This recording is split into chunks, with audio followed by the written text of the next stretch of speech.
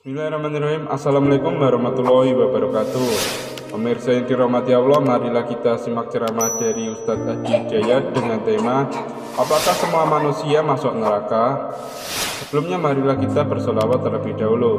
Allahumma sholli ala Sayyidina Muhammad wa ala ali Sayyidina Muhammad. Selamat menyaksikan. Assalamualaikum warahmatullahi wabarakatuh. Mohon izin bertanya Ustadz Adi. Baik, silakan. Mengenai ayat Al-Quran di Quran Surah Maryam ayat 71, apakah itu ditujukan untuk semua umat termasuk muslim atau hanya umat non-muslim? Mohon penjelasannya Ustaz. Terima kasih, senantiasa sehat, selalu diberkahi Allah Subhanahu wa taala. Untuk Ustaz Adi beserta keluarganya dan timnya. Assalamualaikum warahmatullahi wabarakatuh. Semoga Allah memberikan kemuliaan lebih dari apa yang Anda sampaikan kepada kami, menjaga Anda dan berikan hidayah dan taufik kepada kita dengan penjagaan yang terbaik. Saudaraku dan saudariku dimanapun Anda berada, ini ayat sering kali digunakan sebagai klaim paling favorit, khususnya oleh kalangan orientalis juga misionaris, yang dipakai ditebarkan dan memberikan kesan bahwa aduh nih, Islam ini agamanya tidak memberikan apa-apa, nggak memberikan manfaat, karena nanti percuma juga masuk Islam, karena ada satu ayat di Al-Quran yaitu Quran Surah 19 Maryam ayat 71 yang mengatakan semuanya pasti akan ke neraka, jadi nggak akan selamat, sehingga itu perlu juru selamat.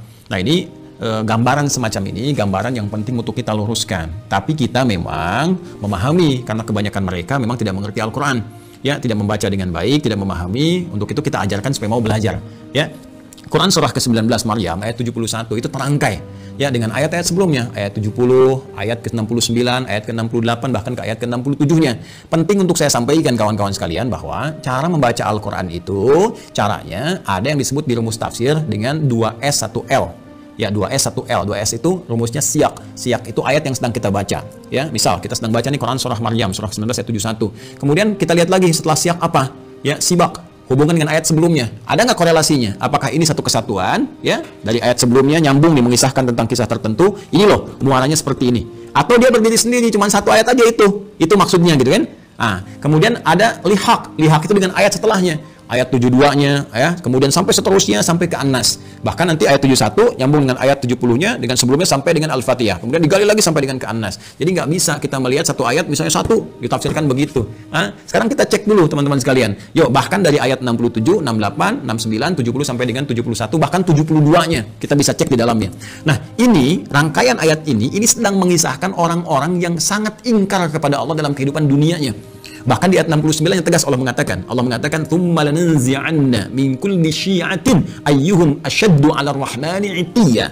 Ya, kata Allah, kelompok-kelompok yang keras ini saat di dunianya ini yang keras membangkang kepada Allah, menyalahi perintah-perintah Allah Subhanahu wa taala, bahkan kalimatnya begini, indah sekali dalam Al-Qur'an. Ashaddu 'ala ar-rahmani 'itiyya. Ya, Allah telah menyampaikan kalimat diksi yang sangat indah, yang sangat luar biasa, ya.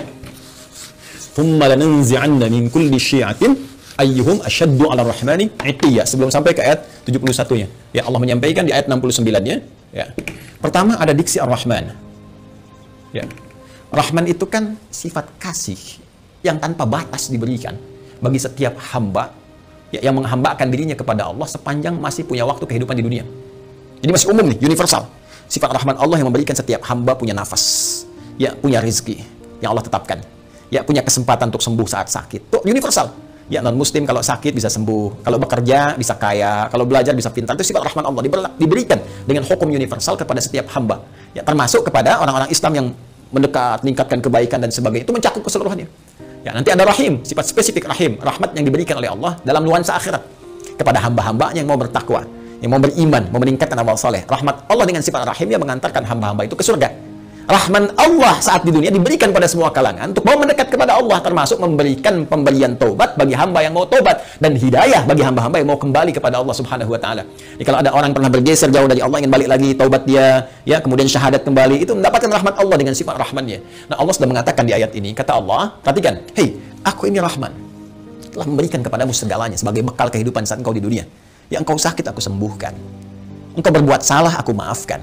Engkau mau taubat, aku terima taubatmu. Engkau mau istighfar, aku ampuni. Engkau butuh, aku berikan jalan. Saat kau sulit, aku mudahkan." Tapi dengan semua pemberian itu, engkau begitu keras. Ya, asyaddu 'ala ar-rahmani 'itiyya. Ada kalimat asyad. Allahu akbar. Ada kalimat 'itiyya. Ya, ini kan pembangkangan yang sangat luar biasa. Ya. Jadi, kasih yang Allah berikan begitu dalam, itu dibalas dengan pembangkangan yang sangat keras. Ya, sangat dahsyat.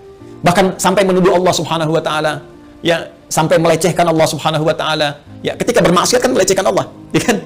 Ketika bermaksiat kan menentang Allah, sampai menentang Allah. Ya, Allah bilang jangan mencuri, mencuri. Kan menentang namanya. Jangan berselisih, berselisih. Jangan gosip, gosip. Ya, coba lihat. Bahkan menuduh Allah. Ada yang mengatakan Allah punya anak, Allah punya syarikat, Allah punya macam-macam, gitu kan? Nah, itu kan dahsyat, kata Allah. Ini saya sudah berikan sayang, diberikan kesempatan untuk kembali kepada Allah, masih bersikap seperti ini. Dan dia memilih bertahan dengan keburukannya sampai wafat.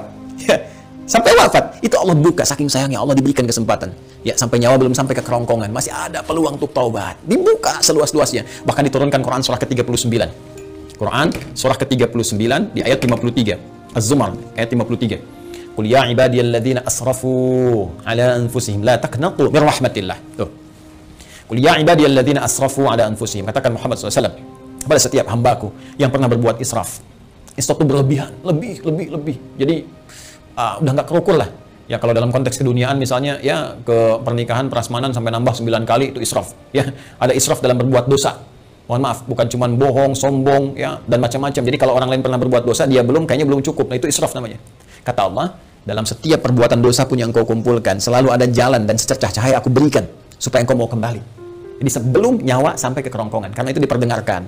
Ya, ada adzan, ada suara-suara kebaikan, orang baca Quran. Kok tiba-tiba lewat masjid, padahal Anda bisa lewat jalan yang lain. Kenapa kok lewat masjid? Kenapa kok tiba-tiba mampir ke ceramah ini? Anda ditugasi jadi bazar misalnya, tapi mampirnya ke ceramah ini. Ya, kok tiba-tiba bisa datang gitu kan? Kok tiba-tiba bisa Anda klik yang muncul tausiah, klik yang muncul status kebaikan. Itu kan hidayah namanya. Jalan. Kalau Anda mau kejar, Anda mau dapatkan, diberikan oleh Allah petunjuk. Tadi saya katakan rahmat Allah yang diberikan dalam konteks keduniaan yang sangat luas disebut dengan Rahman. Rahman ya Rahman, Rahman ya Rahman ya Rahman. Qul Allah awid Rahman. Quran surah ke-17 ayat 110. Ya, panggil Allah, panggil Ar-Rahman untuk mendapatkan rahmatnya. Kata Allah jangan putus asa.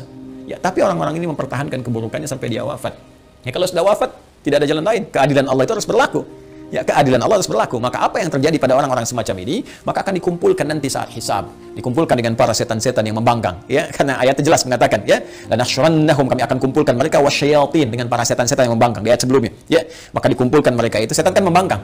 Ya, setan membangkang, menggoda anak cucu Adam, bahkan bersumpah ya di hadapan Allah Subhanahu wa taala akan menyesatkan anak cucu Adam, memberikan angan-angan kepada mereka. Quran surah keempat An-Nisa ya dari ayat 116, 117, 118 sampai dia mengatakan ya, ketika Allah mengatakan la'anahullah, qala la attakhidanna min ibadika nasiban mafruḍa wa la udhillannahum wa la umanniyannahum. Kami akan sesatkan mereka, berikan kepada mereka angan-angan dan sebagainya. Gitu kan? Nah, ini dikumpulkan bersama para makhluk yang pernah bermaksiat, kalangan iblis, kalangan setan-setan dan orang-orang yang semacam ini yang terpedaya dalam kehidupan dunianya dan nggak mau tobat, mempertahankan keburukan. Itulah yang digiring kemudian untuk mendapatkan keadilan Allah Subhanahu wa taala dengan perbuatannya, dan kemudian mereka dikumpulkan dan masukkanlah ke dalam neraka jahanam sebagai akibat dari perbuatan mereka dengan keadilan Allah Subhanahu wa taala. Allah memberikan kesempatan sampai titik akhirnya. Ya, tapi mereka tidak memanfaatkannya. Tapi kalau sudah selesai kejadiannya, tuntas kemudian dengan wafatnya, maka sifat keadilan Allah mesti berlaku karena Allah punya sifat al-adil, maha adil. Ya, maka dengan sifat kemahaadilan ini mesti diberlakukan keadilannya. Bagi yang baik dapat balasannya di surga, ya, kebaikan-kebaikan rahmat Allah. Bagi yang salah, apakah dia punya iman atau tidak? Apakah punya bekal kebaikan atau tidak? Karena kunci kebaikan di akhirat itu iman dulu. Ya, awas, beda, jangan lihat konteks dunia karena timbangannya beda. Antara dunia dengan akhirat semua punya mekanismenya, semua punya aturannya. Dunia apa saja bisa Anda kerjakan sepanjang Anda mau berkreasi. Akhirat punya aturan tersendiri. Maka kunci kebaikan disebut dengan iman. Pertama dilihat ada iman atau tidak. Dari iman ini ada kebaikan atau tidak. Kalau dia beriman, berbuat baik, ternyata berbuat salah juga, maka perbuatan baiknya akan menutup yang salah-salahnya dulu. Kalau sisa baiknya, dapat rahmat Allah, masuk surga. Kalau seimbang, tunggu di Araf. Ya, di Araf, makanya ada surah ke-7, surah Al-A'raf. Dari ayat 45 sampai dengan 49 disebutkan kisah orang-orang yang seimbang amalannya. Amal baik dengan buruknya 50%. Maka mereka menunggu di tempat yang tinggi, ya, sampai hisab selesai. Terlihat keindahan surga, pengen cepat ke sana. Ya, tapi terdengar jeritan neraka, tak mampu melihat, sehingga mereka memohon rahmat Allah. Ya Allah, rahmatmu, ya Allah, rahmatmu. Maka Allah dengan rahimnya tadi, rahim, memberikan rahmat kepada mereka, maka mereka dimasukkan ke dalam surga setelah hisab selesai. Ya, kalau sehari berarti 1000 tahun nunggu di situ. Ya, tapi ternyata kalau jelek ini, jeleknya banyak, 50,0001%. Ini 49,9999. Maka dilihat nanti, apakah ada peluang mencintai Rasulullah, dapat syafaat, apakah dari dekat dengan Ahlul Quran, apakah pernah nanti ada kaitan-kaitan, dicari sampai dia punya peluang untuk menutupi salahnya ini, sampai punya peluang. Ya, sampai punya peluang, itu rahmat Allah. Sampai Allah kemudian memerintahkan malaikat, cek lagi coba ada amalan sunnahnya atau enggak, cek lagi ini, cek lagi itu, sampai sempurna. Allah Maha tahu, tapi untuk memberikan keadilan supaya dibuka. Ya, mudah bagi Allah mengatakan sudah nggak ada peluang, masukkan neraka, mudah. Tapi ketika Allah katakan buka catatannya, perlihatkan kepada dia, terbuka semua sehingga semua potensi kesadaran dia, pemahamannya, dan tidak ada hujah lagi di hadapan Allah karena semua dibuka dengan semua bukti-buktinya. Jelas ya? Nah, kalau dia tidak mendapatkan ini semua, maka dia masuk ke dalam neraka sampai selesai batasan kejelekannya, lalu dengan rahmat Allah diangkut, dia dimasukkan ke dalam surga. Ya, diselamatkan dia, kemudian dimasukkan ke dalam surga. Tapi orang-orang yang memang ingkar dari awal, tidak punya iman, bertentangan, kemudian bahkan mempertentangkan Allah Subhanahu wa taala, maka orang-orang semacam ini akan kekal di nerakanya seperti Allah janjikan. Karena itu kalau masih punya kesempatan, perbaiki diri kita. Dan ingat ya, kalau membaca Quran, belajar Quran, maka belajar kepada yang ahli Quran. Jangan orang nggak pernah baca Quran, dia dengar, kemudian penjelasannya. Dia aja nggak ngerti Quran, bagaimana Anda bisa mendengar tafsirnya? Ya, mendengar penjelasannya. Ini kan agak aneh cara berpikirnya. Jadi kalau ada orang-orang yang tidak beriman atau tidak mengetahui Quran, kemudian memberikan gambaran-gambaran, termasuk orang-orang liberal misalnya, ya, yang nggak ngerti Quran, nggak paham cara menafsirkan Quran, nggak mengerti kandungannya, baca Quran aja jarang misalnya kan, bicara tentang isi Quran itu nggak usah didengar. Ya, nggak usah didengar. Ya, dulu pernah ada penjelasan bahwa ini semua orang nih, semua agama berpeluang semuanya masuk surga. Ya, walaupun beda-beda keyakinan, cuma punya satu Tuhan yang sama, walaupun caranya beda-beda. Lalu seenaknya mengambil potongan ayat Quran. Diambil Quran surah kedua Al-Baqarah, di ayat 62. Ya, paling kiri sebelah atas. Innal ladzina amanu wal ladzina hadu wan nasara wasabiin. Sampai situ dipotong. Ini dalilnya nih. Orang beriman, ya, orang Yahudi, orang Nasrani, orang Sabiin, ya kan, penyembah bintang gemintang dan sebagainya. Ini dalilnya, tapi dia nggak teruskan. Man amanahnya nggak diteruskan. Man amana billahi wal yaumil akhir wa amila salihah. Sepanjang mereka beriman kepada Allah. Maksud Allah ingin menyampaikan bahwa semua hamba-hamba Allah ini, apapun yang ia kerjakannya sepanjang mereka beriman dan beramal saleh. Ya, ya, misalnya tadi yang dari kalangan Muslim, ya, kemudian dari kalangan Nasrani, dari kalangan Yahudi, dari kalangan Sabiin, dari semua, Allah nggak akan bedakan semua mereka kalau mereka mau beriman. Artinya apa? Minta dulu semua beriman. Ya, asyhadu an la ilaha illallah, asyhadu anna muhammadar rasulullah, yakin dengan Allah, tinggalkan semua hal kecuali apa yang telah Allah tetapkan kepada mereka. Menyembah hanya kepada Allah, salat kepada Allah, baca Quran dengan baik dan beramal sesuai petunjuk Allah. Makanya di ujungnya ada wa amilas salihah. Ya. Baik, itu penutupnya, balu lahum ajrum inda rabbihim wala khaufun 'alaihim wala hum yahzanun. Mereka dapat balasan pahala, termasuk hilang dari kesedihan-kesedihan mereka. Karena itu hati-hati ya kalau mengaji, baca-baca di di Google, di Facebook misalnya, atau di YouTube dan sebagainya, coba pastikan dari siapa Anda mengambil ilmu, dilihat. Ya, kalau meragukan ya tinggalkan, kemudian cari penjelasan-penjelasan yang baik. Ya, penting ngajinya juga harus diperjelas, ilmu sorofnya dipertajam. Ya, taba ya tubuh YouTuban gitu. Ini seripannya di fasbaka yufasbiku Facebookan. Nah, itu konteks kekinian yang harus diperbaiki. Jadi saya tegaskan sekali lagi, yang Quran surah ke-19 Maryam ayat 71 itu tentang menyinggung tentang orang-orang yang bermaksiat dan tidak mau tobat, yang keras pertentangannya kepada Allah Subhanahu wa taala sampai diberi kesempatan sampai dia menjelang wafat pun tetap tidak mau bertobat. Maka muaranya adalah muara keburukan saat di akhirat, dikumpulkan di neraka jahanam bersama para setan juga yang pernah kemudian bermaksiat selama dalam kehidupannya kepada Allah Subhanahu wa taala. Itu maksudnya, ya, itu maksudnya. Jadi ini pengingat juga kepada kita sepanjang kita hidup, maka kita persiapkan dengan baik, ya.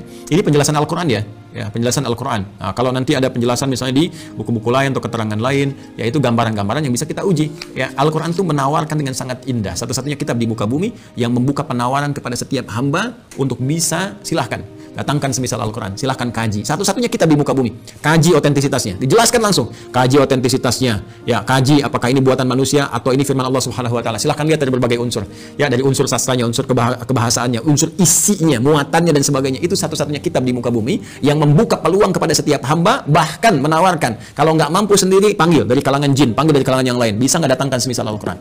Satu-satunya kitab di muka bumi. Silakan tunjukkan pada saya kitab mana di muka bumi yang menawarkan, ya, bahkan bukan hanya kepada pemeluknya, kepada siapapun di muka bumi untuk memeriksa kebenarannya, kecuali Al-Quran. Karena itu mengaji Al-Quran harus menggunakan pendekatan-pendekatan hukum-hukum, ya, dan dasar-dasar keilmuan yang benar, ya. Wallahu taala a'lam bissawab.